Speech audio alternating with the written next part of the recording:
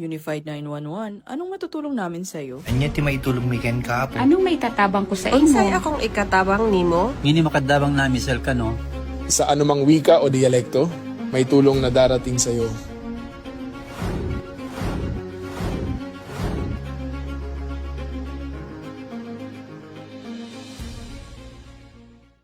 Lilingkod sa bawat Pilipino at magbibigay ng tamang impormasyon para sa tahimik at maayos na Pilipinas. Police News Network, alagad ng batas, tagapagtaguyod ng balitang pulis, sandigan ng mamamayan, patnubay ng katotohanan.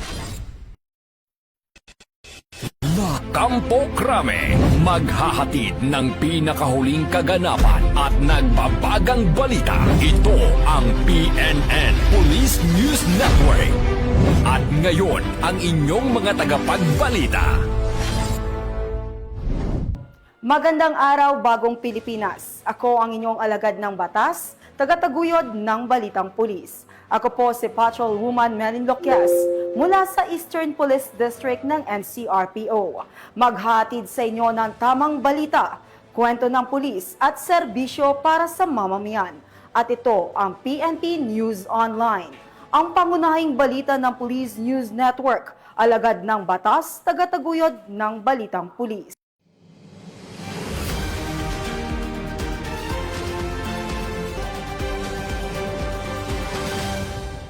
Narito ang mga balitang dapat nyong abangan.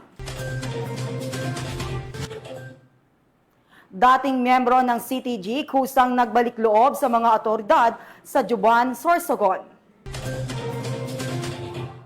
Road Safety Seminar ikinasa ng PNP Highway Patrol Group sa Puerto Princesa City, Palawan.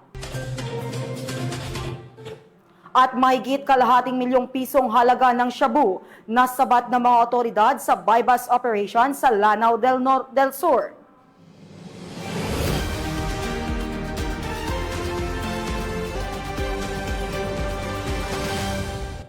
Narito ang mga balitang hatid ng ating PNN correspondents mula sa iba't ibang panig ng bansa.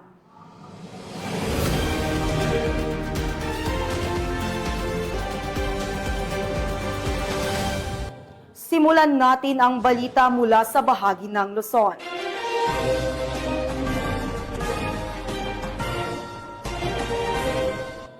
Upang maging ligtas ang bawat partisipante sa kanilang pagmamaneho sa kalsadahan, isang road safety seminar ang isinigawa ng PNP Highway Group na ginanap sa Puerto Princesa City, Palawan. Magbabalita dyan si Patrolman Mark Roland Feliciano. Sa pagsusumikap ng Highway Patrol Group na ipalaganap ang kahalagahan ng pagkakaroon ng kaalaman sa mga batas trapiko sa kalsada, isang road safety seminar ang ikinasa ng HPG Mimaropa sa pamumuno ng kanilang regional chief na si Police Colonel Christian B. De La Cruz. Ang nasabing seminar ay pinangunahan naman ni Police Lieutenant Eugenia A. Ginudil, officer in charge ng HPG Palawan. Ginanap ang nasabing aktibidad sa Fulbright College sa Barangay San Jose, Puerto Princesa City, Palawan, na dinaluhan ng 800 criminology students bilang partisipante nitong nakarang araw. Ang nasabing seminar ay lubos namang naging makabuluhan dahil sa kaalamang naibahagi ng HPG sa bawat isang partisipante patungkol sa road safety education, traffic rules and regulation at iba pang batas trapiko sa kalsada. Yung naging impact ng seminar ko na ito is awareness po. Sa ngayon po, half of the population po sa Palawan is gumagamit ng motorcycle or any vehicular. Medyo prone din po nagkakaroon ng accident. Kaya yung ganitong seminar po is sobrang malaking tulong po sa, lalo na po sa mga drivers, hindi lang po sa mga students na ginagamit ito for the means of transportation, lalo na rin po sa mga nagtatrabaho.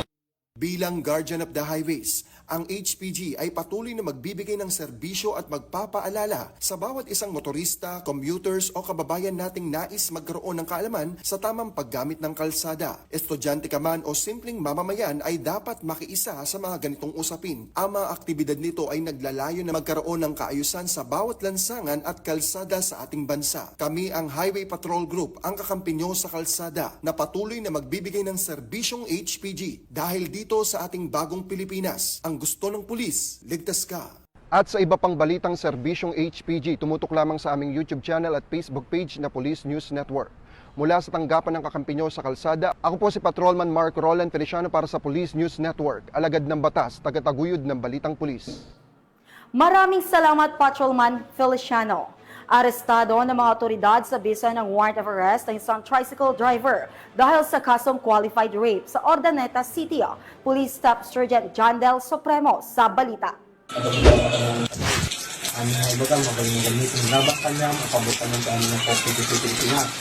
Arestado ng pinagsanib na person ng Ordaneta City Police Station at Regional Intelligence Division ang isang tricycle driver na kinilalang si alias Jake, 47 anyos, may asawa at residente ng Barangay Bactad East, Ordaneta City, Pangasinan. Nahuli ang akusado sa bisa ng warrant of arrest para sa kasong qualified rape through sexual assault alinsunod sa Article 266-A, Paragraph 2, kaugnay ng Article 266-B ng Revised Penal Code as amended by RA 8353. Ang warrant ay inilabas ni Honorable Edwin Bautista Maynigo, Presiding Judge ng Family Court, 1st Judicial Region, Run 16, Ordaneta City. Itinakda ang piyansa sa halagang 200,000 pesos. Kasalukuyang nasa kustudiya na ng Ordaneta City Police Station ng akusado habang hinihintay ang kaukulang proseso ng korte. Ang mabilis na aksyon ng kapulisan laban sa kriminalidad ay patunay na seryoso ang pamahalaan sa pagtataguyod ng hustisya at seguridad ng mamamayan. Sa bawat tagumpay na tulad nito, mas napapalakas ang tiwala ng publiko at maipakita ang adhikain tungo sa isang bagong Pilipinas. Mula dito sa Ilocos Region, ako ang inyong PNN correspondent, Police Staff Sergeant John Del Supremo, alagad ng batas, tagataguyod ng balitang pulis. Maraming salamat, Police Staff Sergeant Supremo. Naaresto ng mga kapulisan ang hinihinalang tulak ng droga sa isinagawang operasyon sa Purok 2, Barangay San Andres, Santiago City, Isabela. Patrolwoman Lenny Lorenzo sa balita. Nahuli sa isang albas operation ng Presinto 2 ang isang hinihinalang tulak ng iligal na droga sa Purok 2, Barangay San Andres, Santiago City, Isabela. Kinilala ang suspect sa alias na Joey, 41 anyos, isang vendor at residente ng Barangay Patul, Santiago City. Nakipagtransaksyon si alias Joey sa isang operatibang pulis na nagpanggap na buyer at ibinenta ang isang sachet ng hinihinalang shabu sa halagang 2,500 pesos. Bukod sa nabentang sachet, nakumpiska pa sa kanya ang 3 karagdagang sachet na nakita sa kanyang coin purse. Umabot sa 23,800 ang tinatayang halaga ng mga nakuhang droga. Nakuha rin mula sa kanya ang isang Android cellphone na isinailalim sa dokumentadong inventaryo ng mga otoridad. Kasalukuyang nasa kustodiya na ng Santiago City Custodial Facility ang suspect at nahaharap sa kasong paglabag sa Republic Act 9165 o ang Comprehensive Dangerous Drugs Act of 2002. Mula dito sa Lambak ng Cagayan, ako ang inyong PNN correspondent, Patrolwoman Lenny Lorenzo. Alagad ng batas, tagataguyod ng balitang pulis. Maraming salamat, Patrolwoman Lorenzo. Walang kawala sa batas ang isang top 1 municipal most wanted person sa ikinasang operasyon sa Barangay Kamagsingalan, Suay, Pangasinan. Ang kabuuan ng report mula kay Patrolwoman Janice Bulahaw. Matagumpay na naaresto ng mga otoridad ang top 1 most wanted person municipal level ng Bamban Tarlac sa isinagawang operasyon sa Barangay Kamagsingalan, Sual, Pangasinan. Kinilala ang suspect na si alias Marie, 36 taong gulang, dalaga at residente ng nasabing barangay. Inaresto ang suspect sa bisa ng warrant of arrest para sa kasong paglabag sa Republic Act 7610 o Special Protection of Children Against Abuse, Exploitation and Discrimination Act, na may narekomendang piyansa na 80,000 pesos. Isinagawa ang operasyon ng pinagsanib na pwersa ng Bamban MPS at Sual MPS Pampangasinan PPO Pro 1 na nagresulta sa matagumpay na pagkakadakip sa suspect. Sa kasalukuyan, ang suspect ay nasa kustodiya ng Bamban MPS para sa kaukulang dokumentasyon at wastong disposisyon. Patuloy namang pinaiigting ng Police Regional Office 3 ang kanilang kampanya laban sa mga most wanted persons upang matiyak na ang mga nagtatago sa batas ay mapanagot at maprotektahan ang mga mamamayan laban sa pang-aabuso at karahasan. Mula dito sa Central Luzon, ako ang inyong PNN correspondent, Patrolwoman Janice Bulahaw. Alagad ng batas, tagataguyod ng balitang pulis. Maraming salamat, Patrolwoman Bulahaw. Sa kagustuhan na malagay sa tahimik ang kanyang buhay, nagbalik loob ang dating miyembro ng Communist Terrorist Group sa mga kapulisan ng Huban, Sorsogon. Police Staff Sergeant Hani Triabad sa report. Dating CTG member sa Huban, Sorsogon, sumuko sa kapulisan. Kinilala ang sumuko bilang si alias Jed, 37 taong gulang at residente ng nasabing barangay. Ayon sa Sorsogon Police Provincial Office, si alias Jed ay dating financial officer, vice commander, CTG instructor sa batayang kursong pangpartido at miyembro ng KLG-2 SRC-3.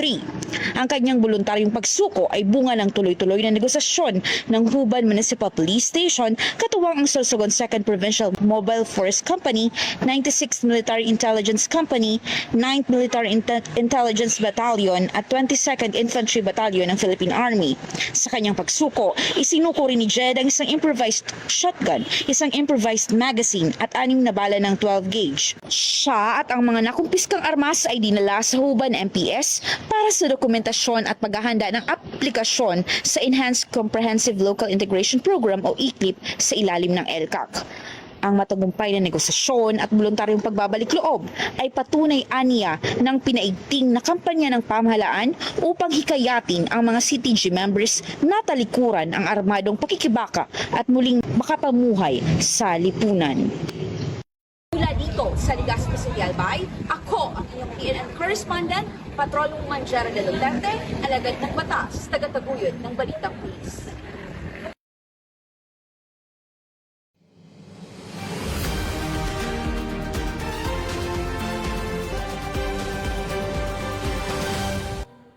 Tunghayan naman natin ang mga balita mula sa Visayas.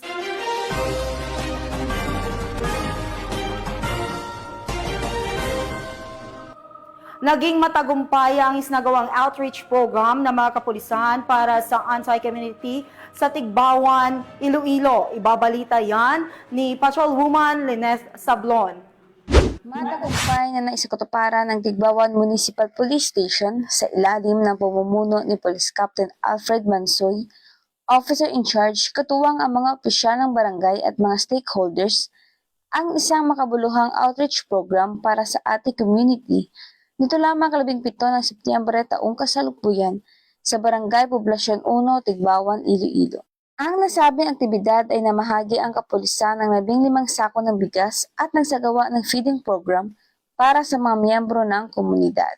Layunin ng programang ito na palakasin ang ugnayan ng pulisya, mamamayan at iba't ibang ahensya ng gobyerno sa pamamagitan ng pagtugon sa kanilang mga pangunahing pangangailangan.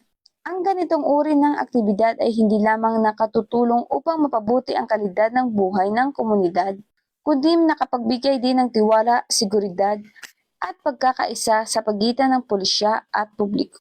Lubos ding ipinahayag ni Punong Barangay Lorna Domingo at ng iba pang barangay officials ang kanilang pasasalamat sa mga stakeholders na nagbigay ng matibay na suporta upang maging matagumpay ang programa. Patuloy ang Tigbawan PNP sa kanilang layunin na maghatid ng serbisyong higit sa pangangalaga at kapayapaan na ninsunod sa adikain ng Philippine National Police para sa isang serbisyong nakatuon sa malasakit, pagkakaisa at seguridad para sa lahat.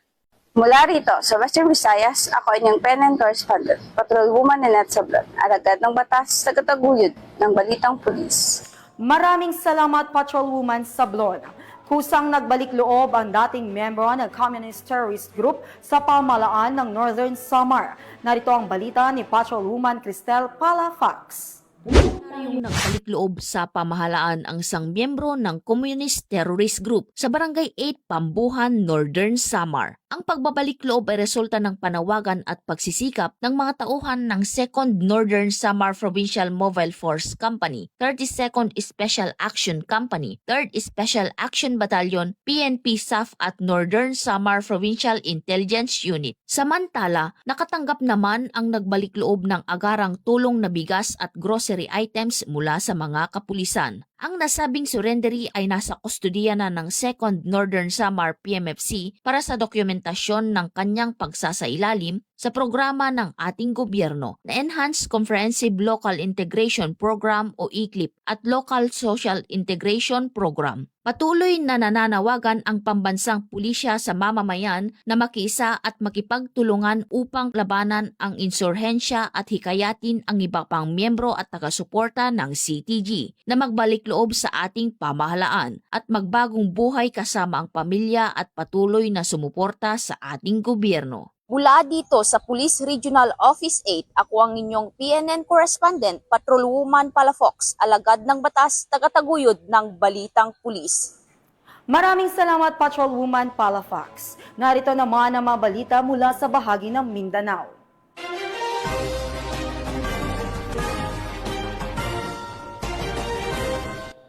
Nakumpiska ang isang kalibre 45 baril mula sa isang individual sa bisa ng isang search warrant ng mga tauhan lang ng Bayong Police Station sa Sultan Kudarat. Alamin ang report mula kay Patrolwoman Jovelyn Dodoso.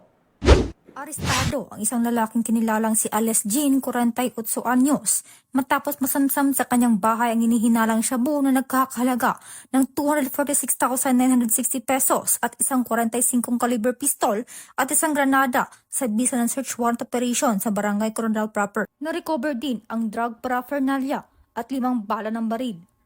Sa ngayon ay nasa kustudiya na ng Polomolok Municipal Police Station ang suspect habang inihanda na ang kasong isasampa. Tiniyak naman ng PRO 12 ang pagpapatuloy ng kampanya kontra ilegal na droga at mga loose firearms bilang bahagi ng advokasya ng Bagong Pilipinas. Mula dito sa Rehiyon 12, ako ang yung PNN correspondent, Patrolwoman Ara Cassandra Concon, alagad ng batas, tagataguyod ng Balitang Pulis. Maraming salamat, Patrolwoman Dodoso. Nagsagawa ng send-off ceremony ang Cotabato PPO at magde-deploy ng 25 personnel para sa 2025 BORM Parliamentary Election. Patrolwoman Vina Morales sa report. Dumalo si Police Colonel Galberto B. Tuzon, Police Director ng Cotabato Police Provincial Office, sa send-off ceremony para sa mga contingents ng Police Regional Office 12 na i-deploy para sa 2025 BORM Parliamentary Election na ginanap sa Sultan Kudarat Police Provincial Office, Camp Colonel Amando Dumlao, Isulan, Sultan Kudarat. Ito lamang Setyembre 15, taong kasalukuyan. Pinangunahan ang seremonya ni Police Brigadier General Arnold P. Argente, Regional Director ng Police Regional Office 12, at dinaluhan ng mga Provincial at City Director. Nag-deploy ang Cotabato Police Provincial Office ng 25 personnel upang palakasin ang puwersa ng seguridad sa Maguindanao del Sur, lalong-lalo na sa papalapit na BORM Parliamentary Election. Muling pinagtibay ni Police Colonel Tuzon ang kanyang pangako na ipatupad ang batas, panatilihin ang kapayapaan at kaayusan, at tiyakin ang kaligtasan ng mamamayan ng Cotabato. Ipinahayag din niya ang kanyang buong suporta sa misyon ng Pro 12 na masiguro ang mapayapa at maayos na 2025 BORM Parliamentary Election. Mula dito sa Rehiyon 12, ako ang inyong PNN correspondent, Patrolwoman Vina Morales, alagad ng batas, tagataguyod ng Balitang Pulis. Maraming salamat, Patrolwoman Morales. Mahigit kalahating milyong pisong halaga ng shabu na sabat ng mga otoridad sa 3 individual sa bypass operation sa Lanao del Sur. Ang detalye ng balita mula kay Patrolwoman Veronica Lagi. Nasabat ang 615,400 pesos halaga ng shabu mula sa arestadong 3 individual sa isinagawang anti-criminality checkpoint ng Buwa de Puso, Bundong MPS sa Barangay Manakab, Poblasyon Buwa de Puso, Bundong, Lanao del Sur nito lamang 16 ng Setyembre taong kasalukuyan. Kinilala ni Police Captain Ner Basher C. Kaida, Chief of Police ng Buwa de Puso, Bundong MPS, ang mga suspect na sina alias Son, 38 anyos, alias Marie, 45 anyos, at alias Fang, 36 anyos. Ayon sa ulat, bandang alas 11 ng gabi ng naturang petsa, habang nagsasagawa ng checkpoint operation ang mga personahe ng Buwa de Puso, Bundong MPS nang sitahin ang isang 3-wheeler motorcycle na lulan ang mga suspect matapos mapansin na may kahinahinalang kinikilos. Pinahinto at dumaan sa pagsusuri ang mga suspek at doon nagpositibo ang isang Hitzil transparent plastic sachet na naglalaman ng pinaniniwalaang shabu na may timbang na 90.5 gramo at nagkakahalagang 615,400 pesos. Ang mga naarestong suspek ay nasa kustodiya na ng naturang istasyon kasama ang mga nakumpiskang ebidensya at posibleng mahaharap sa kasong paglabag sa Republic Act 9165 o Comprehensive Dangerous Drugs Act of 2002. Ang operasyon na ito ay patunay na pinaigting na kampanya kontra iligal na droga at matibay na pagtutulungan ng mga ahensyang nagpapatupad ng batas para sa kapayapaan sa rehiyon ng Bangsamoro. Mula rito sa rehiyon ng Bangsamoro, ako ang inyong Police News Network Correspondent, Patrolwoman Veronica Lagi, alagad ng batas, taga-taguyod ng Balitang Pulis. Maraming salamat, Patrolwoman Lagi. At bago po tayong magtapos, ay nais po nating batiin ang PNP contingents na sina Police Lieutenant Colonel Andrea de la Serna, Police Master Sergeant Laila Nal, at Police Staff Sergeant Lenley Grace Onahon. Sila po ay kalahok para sa gaganaping International Practical Shooting Confederation Handgun World Shoot na gaganapin sa Motlusana, South Africa. Hatid ng buong PNP ang inyong tagumpay. Good luck po sa inyo mga ma'am and God bless. At yan po ang mga balitang nakalap ng ating PNN correspondents mula sa Luzon, Visayas at Mindanao.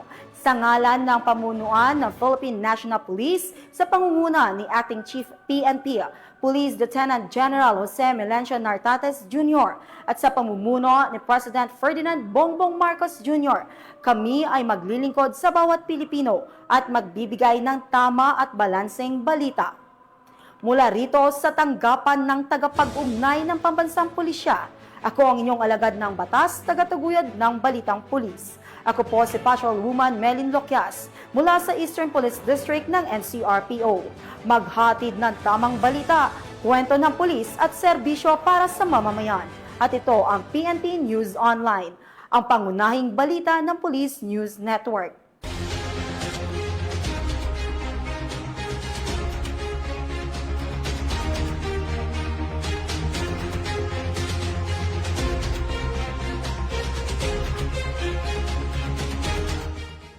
Police News Network, alagad ng batas, tagapagtaguyod ng Balitang Pulis.